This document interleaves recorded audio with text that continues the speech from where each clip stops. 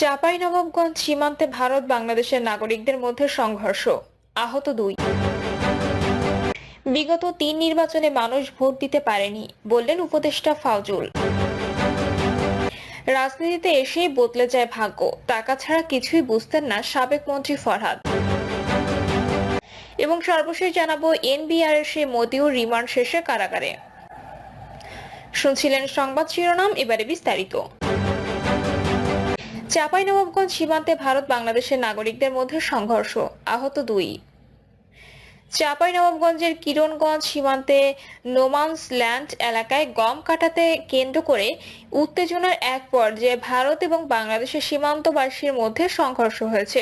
কিরণগঞ্জ সীমান্ত থেকে উত্তেজনা কাটাতারের বেড়া নির্মাণকে কেন্দ্র করে সেই চৌকা সীমান্ত ছড়িয়ে পড়ে। এর বিস্তৃতি ঘটে সীমান্ত এলাকায় 3 কিলোমিটার পর্যন্ত। এই ঘটনায় 2 বাংলাদেশি আহত হয়েছে। এর সংবাদ লেখা পর্যন্ত ভারতীয় উত্তেজিত জনগণ বাংলাদেশের জনগণকে লক্ষ্য করে হাত বোমা নিক্ষেপ করছে। অন্যদিকে বাংলাদেশের সীমান্তবাসীরা লাঠিসোঁটা এবং হাসুয়া নিয়ে সীমান্ত অবস্থান করছেন। আহতরা হলেন বিনোদপুর ইউনিয়নের ঘন্টলা বিশ্বনাথপুর গ্রামের জিয়ারুল ইসলামের ছেলে রনি, কালীগঞ্জ গ্রামের সিরাজুল ইসলামের ছেলে ফারুক। 2 দেশের সীমান্তরক্ষী বাহিনী পরিস্থিতি নিয়ন্ত্রণের চেষ্টা করলেও এখনো পর্যন্ত পরিস্থিতি নিয়ন্ত্রণে আসেনি। স্থানীয়দের অভিযোগ, চৌকা সীমান্ত এলাকায় অন্তত 30টি আম গাছ এবং শতাধিক বড়ই গাছ যাবতীয় ভারতীয় জনগণ বাংলাদেশি ভূখণ্ডে প্রবেশ করে কেটে ফেলেছে। কালীগঞ্জ ঘুমতলা গ্রামের রঘু জানান, ফারুক মোটরসাইকেল যোগে সীমান্ত এলাকায় পরিস্থিতি দেখার জন্য অবস্থান করার সময় ভারতীয়দের ছোড়া পাথর মাথায় লেগে গুরুতর আহত হন। মিঠুন জানান, রনি সীমান্তে বাঁশ দিয়ে দাঁড়িয়ে থাকার সময় ভারতীয় 10 জন বাংলাদেশে অনুপ্রবেশ করে রনির উপর আক্রমণ করে। এতে রনি আহত হন। 59 বিজিবি ব্যাটালিয়নের উপ অধিনায়ক ইমরুল কায়েস ঘটনাস্থলে অবস্থান করছেন এবং পরিস্থিতি নিয়ন্ত্রণের চেষ্টা করছেন। তলব করা হয়েছে অতিরিক্ত ফোর্স। অপরদিকে ভারতীয় সীমান্ত অতিরিক্ত বিএসএফ এর অবস্থান লক্ষ্য করা গেছে।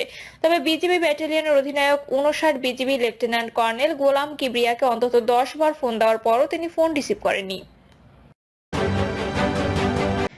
বিগত 3 নির্বাচনে মানুষ ভোট দিতে পারেনি বললেন উপদেষ্টা ফাউজুল।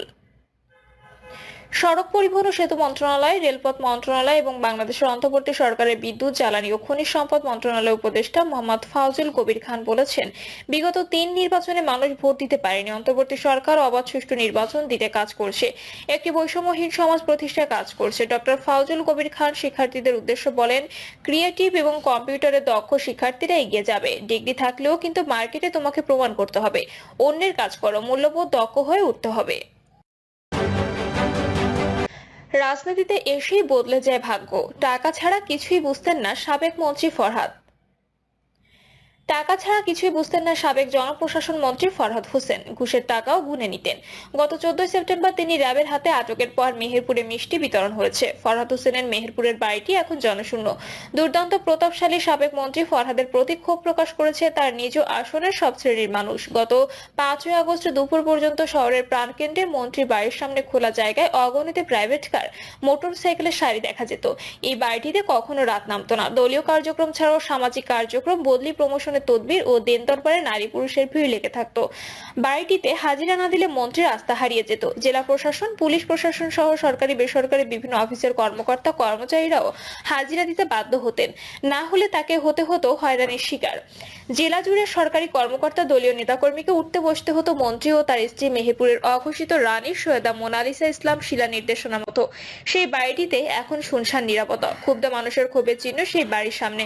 আর এসব ক্ষোভের কারণ দলে মারাত্মকভাবে বিভাজন তৈরি, প্রশাসনকে অধীনস্থ কর্মচারীর মতো দেখা, দলের নেতৃত্ব সৃষ্টি হতে না দেওয়া, মন্ত্রী ও তার স্ত্রীর একক সিদ্ধান্তে সবকিছু করা, ট্রাক প্রতীকের প্রার্থী ও সমর্থকদের বিভিন্নভাবে নির্যাতন, পরিবার ও নিকটাত্মীয় মুক্তিযোদ্ধার তালিকাভুক্ত করা, অনুগত না হলে প্রশাসনের কর্মকর্তা, সংবাদকর্মী ও দলীয় নেতার সঙ্গে কথা বন্ধ রাখা, উন্নয়নের ঠিকাদারি কাজ ছোট ভাই সরফরাজ হোসেন মৃদুল ও দুলাভাই আব্দুস সামাদ বাবলু বিশ্বাসকে পাইয়ে দিতে বিভিন্ন প্রতিষ্ঠানকে বাধ্য করা। এসব কারণে মন্ত্রীর রাজত্বের পতন ঘটিয়েছে। সেই দাপুটে মন্ত্রীর বাড়ির সামনে এখন নেই কোনো যানমানব। মন্ত্রীর বড় ভাই সাহিদ সাদিক হোসেন বাবুল, মেজ ভাই শহর আওয়ামী লীগের সভাপতি ইকবাল হোসেন বুলবুল বাড়িতে অবস্থান করলেও কেউ এখন বাড়ির বাইরে আসেন না।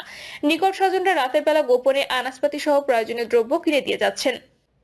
ঢাকা সিটি কলেজে শিক্ষকতা ছেড়ে 2014 সালে বিতর্কিত ভোটে এমপি এবং 2018 সালে ফের রাতের ভোটে এমপি নির্বাচিত হয়ে জনপ্রশাসন প্রতিমন্ত্রী হন ফরহাদ হোসেন। 2024 সালে তৃতীয়বারের মতো আবারও বিতর্কিত একদলীয় ভোটে এমপি নির্বাচিত হয়ে জনপ্রশাসন মন্ত্রী হন তিনি। এমপি হওয়ার আগে ফরহাদ হোসেন তার বড় ভাই সাদিক হোসেন বাবুল, মেজ ভাই বুলবুল ও ছোট ভাই মৃদুলকে নিয়ে একটি একতলা বাড়িতে বাস করতেন। এমপি হবার আগে তাদের পরিবারের লোকজনকে রেশনের দোকানে লাইনে দাঁড়িয়ে চাল আটা নিতে দেখা গেছে। এখন তাদের বহুতল বিলাসবহুল ভবন হয়েছে।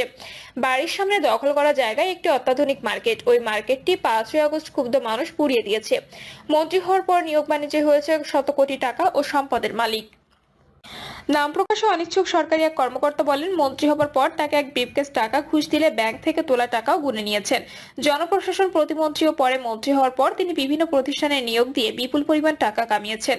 মেহেরপুরের বারাদি ইউনিয়নের সচিব পদে কামরুজ্জামান নামে একজনকে নিয়োগ দিতে 38 লাখ টাকা ঘুষ নেওয়ার বিষয়টি ফেসবুকে ব্যাপকভাবে ভাইরাল হয়। ফায়ার সার্ভিসের লোকবল নিয়োগে নিয়েছেন মোটা অঙ্কের টাকা। মন্ত্রীর স্ত্রী মোনালিসা ইসলাম শিলা প্রশাসন সহযোগিতা নিয়ে মেহেরপুর জেলার সব স্থানীয় সরকার নির্বাচনে প্রার্থী নির্বাচন সহ কাকে কাকে জিতিয়ে আনতে হবে তা নির্ধারণ করতেন। এসব কাজে কোটি কোটি টাকার বাণিজ্য করেছেন। বিভিন্ন বেসরকারি শিক্ষা প্রতিষ্ঠানে নিয়োগ বাণিজ্য সব রেকর্ড ভেঙে যায়। 2024 সালের 30 আগস্ট মেহেরপুর শহরের একটি ভাড়া বাড়ি থেকে জনপ্রশাসন মন্ত্রীর অনুকূলে বরাদ্দ দেওয়া কোটি টাকা মূল্যের ত্রাণ সামগ্রী উদ্ধার করে যৌথ বাহিনী, যা থাকার কথা ছিল জেলা প্রশাসন নিয়ন্ত্রিত গোডাউনে। মেহেরপুর জেলা শহরের হাসপাতাল মোড় থেকে কুষ্টিয়া সড়কের আলমপুর পর্যন্ত 7 কিলোমিটার রাস্তা 4 লেনে উন্নীত করতে ডিও লেটার দেন জনপ্রশাসন মন্ত্রী। 73 কোটি 56 লাখ টাকার অপ্রয়োজনীয় সড়কের জন্য এই ডিও লেটার বাবদ 2 কোটি টাকা মন্ত্রী ঘুষ নেন বলে সড়ক ও জনপথ বিভাগের এক কর্মকর্তা জানান। জেলার শিল্প, সাহিত্য, ক্রীড়া, সাংস্কৃতিক অঙ্গনেও থাবা বসান মন্ত্রী। জেলা শিল্পকলা একাডেমি, পাবলিক লাইব্রেরি, ক্রীড়া সংস্থা, ডায়াবেটিস হাসপাতাল সহ সর্বত্র তিনি নিজের অযোগ্য লোকদের বসিয়ে প্রতিষ্ঠানগুলোকে প্রায় ধ্বংসের পথে নিয়ে যান। জেলা প্রশাসকের কার্যালয়ে মন্ত্রী বিরোধী বলয়ের কিংবা ভিন্ন রাজনৈতিক দলের নেতাকর্মীদের স্বাভাবিক প্রবেশাধিকার ছিল না।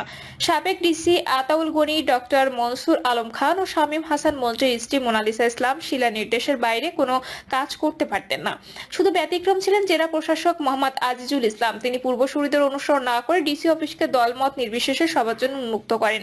যুগ যুগ ধরে শহরের ভেতর গড়ে ওঠা অবৈধ ট্রাক, বাস স্ট্যান্ড, পৌর টার্মিনালে স্থানান্তর সহ নানাবিধ জনবান্ধব কর্মসূচি বাস্তবায়ন করেন। মন্ত্রীর রাজনৈতিক হাতিয়ার হিসেবে ব্যবহৃত না হওয়া মন্ত্রী ও তার অনুসারীদের ক্ষুব্ধ করে, ফলে তার 3 মাসের মাথায় নির্বাচনের আগেই তাকে প্রত্যাহার করে নেন। এনবিআরের সেই মতিউর রিমান্ড শেষে কারাগারে। রাজধানীর ভাটারা থানার অস্ত্র আইনে দায়ের করা মামলায় গ্রেপ্তার ছাগলকাণ্ডে আলোচিত জাতীয় রাজস্ব বোর্ডের সাবেক কর্মকর্তা মতিউর রহমানকে রিমান্ড শেষে কারাগারে পাঠানো হয়েছে। মামলা তদন্ত কর্মকর্তা ভাটারা থানার উপপরিদর্শক রুবেল মিয়া 3 দিনের রিমান্ড শেষে তাকে আদালতে হাজির করে কারাগারে আটক রাখার আবেদন করেন। আবেদনের পরিপ্রেক্ষিতে ঢাকার মেট্রোপলিটন ম্যাজিস্ট্রেট নাজমিন